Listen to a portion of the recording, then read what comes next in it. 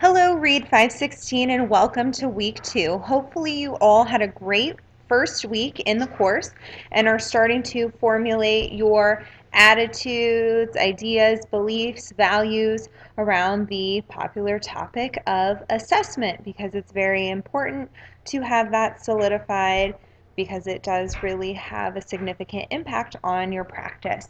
Well, we are going to continue talking about assessment this week, specifically looking at different types of assessment, informal versus formal, and within informal, talking about different types of informal assessments. So this week we have two parts to our lecture. This is the first part, and it will consist of your logistical information regarding upcoming assignments, and then in part 2, I'm going to deliver all of the content for the week. It is going to be pretty lengthy as there is a lot of content, so please bear with me. Initially in this course, I had 3 weeks of kind of background building before we started working with a student, but this semester we only have time for 2 weeks of background building before we begin working with our student next week. So I'm actually trying to condense 2 weeks of lectures and content from past semesters into 1 week, which I think is feasible, but it is a lot of information this week. But next week we are focusing on emergent literacy assessments and working with our student, and I know you'll really enjoy that. So sorry for information overload this week. All right, we're going to get started with some good news. This is a practice I like to use for any meetings I'm facilitating or leading. And basically, it's opening up to the participants an opportunity to share any good news, personal or professional, that they would like to share with the group. I think this is fun to do with an online class because it makes it a little more interactive and it's a way to hear from other people. So I'm going to do the good news this week. And it is my hope that someone among you will email me something before next week to share some good news. Last semester, this ranged from, personal things, maybe a job or a promotion or something like that, or professional things as well, like, somebody had success with a student in particular, so we're sharing things about that. It really could be anything you would like. So my good news is that while summer is coming to an end, there's only a few days left for me.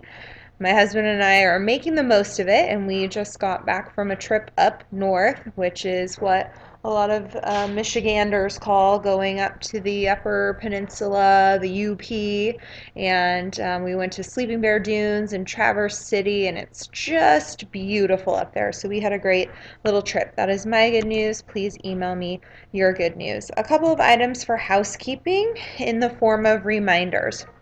So late assignments are always going to be reduced by 1 letter grade, and at most they can only be 1 week past the due date. However, this does not apply to those weekly discussion posts and any like small group activities.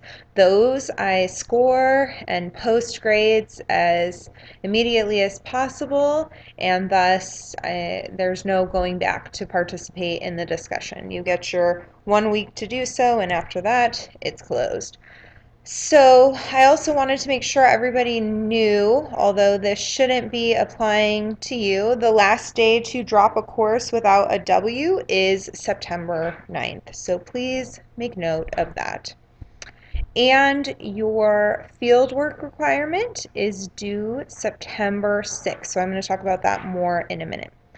All right, readings. Last week you read the standards for assessment of reading and writing. I'm going to talk about that in part 2 of our lectures. You also read IRA's Glossary of Assessment Terminology and Lipson and Wixon Chapter 4 on Formal Assessment. My apologies that that was probably the driest, most dense reading you'll do from the textbook, so that was not a good introduction for you, sorry. But it is a good place to start with informal assessment because typically when you begin, the assessment process, you will have some sort of informal assessment data to go off of. This student is below basic on the CST. Well, what does that mean? You need to know and be able to interpret the informal assessment so then you can go deeper with your diagnostic informal assessment. So there actually is a good rationale for starting with informal assessment, although be it not the most fun and engaging place to start, which could be why maybe one person dropped last week. I don't know. So this week, though, you are reading from your multiple measures of assessment core book, pages 5 to 15. So the introduction, and it will kind of give you their proposed framework for where to start when you work with students, because we're doing that next week. You are also going to read just the introduction of chapter 9, which is on formative and diagnostic assessment, so only pages 442 to 446. You're also going to read the introduction to structured inventories and assessment, so that's only actually 2 pages. You're welcome. And then I have one article for you from Boyd Beth Stone, which is on anecdotal records. And I think this article is a great resource, and I've given it to many teachers and people on my intervention team to read because it gives you characteristics and criteria for writing anecdotal records that is very helpful. Now, you do have a participation activity this week, and there are many bullets, but they all are kind of interrelated and bleed into each other. So you don't necessarily need to have an A, da da da, here's my answer, B, da da da, here's my answer, because basically the theme for the week is you're really going to be thinking about your initial post from week 1, your description of assessment, what you read last week and this week, and you're comparing and contrasting formal and informal assessment measures.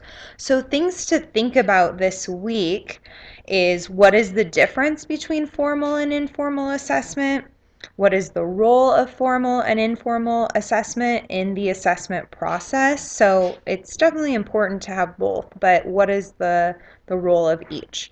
What are the differences between the many types of informal? So within informal, as you'll read in chapter 9, we have the formative and the diagnostic assessments, and then in chapter 8 we have structured inventories. So what are the differences between those?